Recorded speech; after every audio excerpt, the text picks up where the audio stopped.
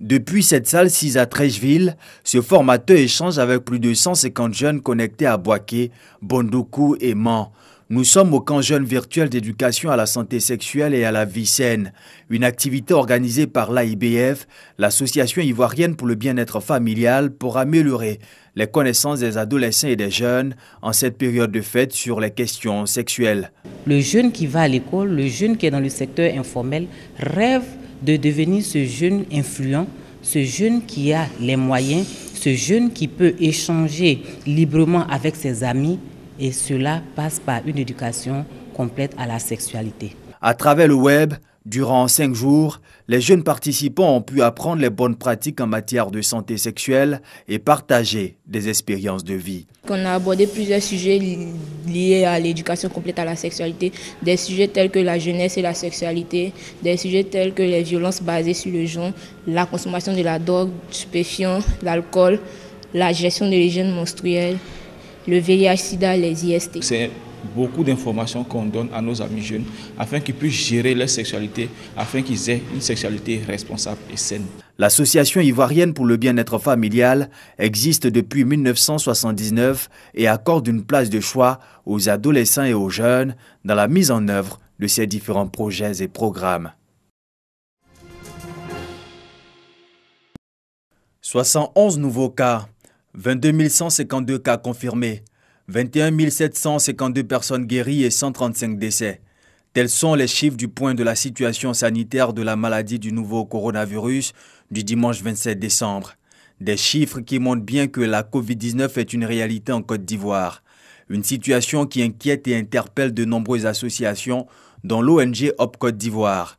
Les responsables de cette organisation non gouvernementale décident alors d'apporter leur contribution à la lutte contre cette pandémie. Ils ont offert des masques, des oxygénateurs, des antibiotiques, des blouses, d'une valeur de 4 millions de francs CFA au service des maladies infectieuses du CHU de Treichville. Dans la stratégie nationale de lutte contre la Covid-19, il y a beaucoup d'efforts et nous sommes conscients que l'État de Côte d'Ivoire a engagé beaucoup de moyens, beaucoup de choses pour pouvoir éradiquer ce mal. Mais nous savons aussi qu'en tant qu'organisation non gouvernementale, notre devoir est d'accompagner l'État. Parce que le coronavirus est toujours dans nos rues, professeur Jean-Marie Casanelli, directeur médical et scientifique, représentant le directeur général du centre hospitalier et universitaire de Treichville, salue cette action de portée sociale. Les mesures de protection, on en a besoin. Le corona existe toujours et certains de nos concitoyens pensent que c'est une vue d'esprit. Ça existe, donc c'est normal que de plus en plus on rappelle aux gens qu'il faut prendre les dispositions nécessaires pour vaincre le corona. Voilà. Parce que vous voyez que dans des pays comme la France, par exemple, il y a des coups-feux en ces temps de Noël, en ces temps de fin d'année. Même si nous on ne le fait pas, mais il faut prendre quand même les dispositions pour faire en sorte que progressivement on ait 0 cas. L'ONG Hop Côte d'Ivoire existe depuis 2010 et compte étendre ses actions à plusieurs autres centres de santé de premier contact et hôpitaux généraux.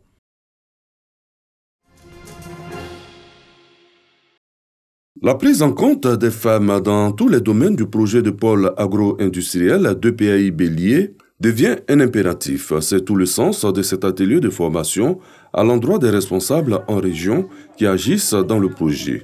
La formation est l'affaire du ministère de la Famille, de la Femme et de l'Enfant. Mettre tous les partenaires du projet de PAI Bélier à niveau, de leur donner un peu les rudiments du genre pour que dans la mise en œuvre de leurs activités du projet, ils puissent prendre en compte cette dimension-là, donc du genre, qui a été présentée comme étant très importante pour le bailleur de fonds, la BAD. Comprendre le concept de genre et d'inégalité, comprendre les violences basées sur le genre, prendre en compte le genre dans la mise en œuvre du projet, définir les indicateurs au genre, seront autant d'aspects abordés au cours de la formation. Le projet de pôle agro-industriel de PAI Bélier a été initié par l'État de Côte d'Ivoire. Il bénéficie d'un financement de plus de 80 milliards de francs CFA de la Banque africaine de développement. Il s'inscrit dans la mise en œuvre du programme national d'investissement agricole.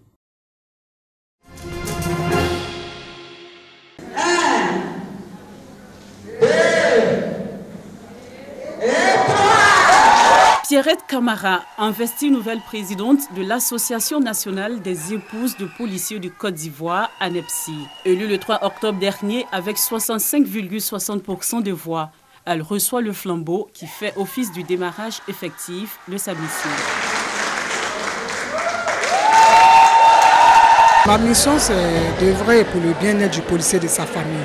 Toutes les épouses de policiers de Côte d'Ivoire seront très fières et elles ne vont pas regretter, avec la grâce de Dieu. La nouvelle présidente et son bureau bénéficient du soutien de l'épouse du directeur général de la police nationale et d'autres présidentes des épouses des forces de l'ordre et de sécurité. Ce n'est pas facile de diriger une association, de diriger des femmes, mais quand je lui souhaite vraiment beaucoup de courage et que son mandat soit vraiment une réussite. Je demande à ma soeur d'être à l'écoute des femmes, surtout beaucoup de sagesse et surtout la patience.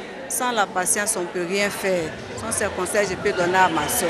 Nous avons besoin de cohésion sociale au niveau des épouses des policiers, d'une vraie réconciliation au niveau des épouses des policiers. Voilà, donc je pense que c'est ce message que nous allons véhiculer durant tout le mandat de Mme Camara. Pierrette Camara sera aidée dans sa tâche par 15 femmes, membres de son bureau. Elles ont 5 ans pour œuvrer au bien-être de la famille du policier et de redorer l'image de l'Association nationale des épouses de policiers de Côte d'Ivoire.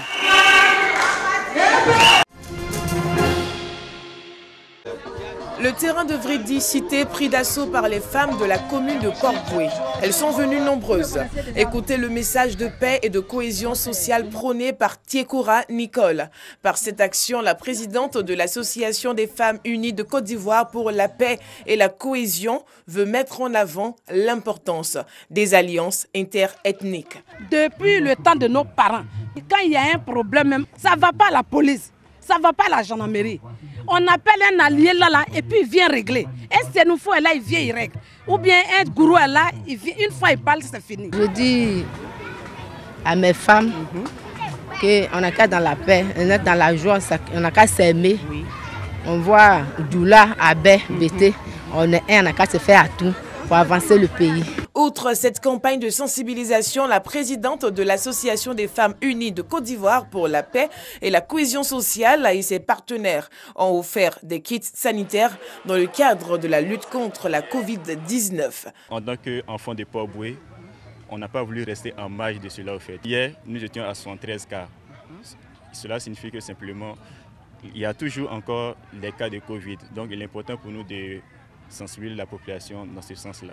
Après la commune de Port-Boué, Tiekora Nicole et son équipe vont mettre le cap sur les autres communes du district d'Abidjan pour prôner la paix et la lutte contre la Covid-19.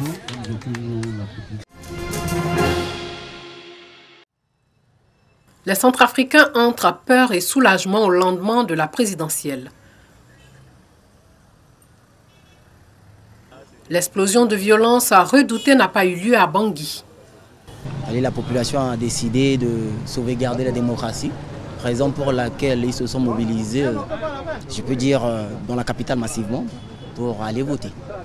Donc c'est un ouf, on peut dire que c'est un ouf. La population a voté dimanche sous la menace des rebelles opposés aux élections. En dehors de la capitale, beaucoup de bureaux de vote sont restés fermés.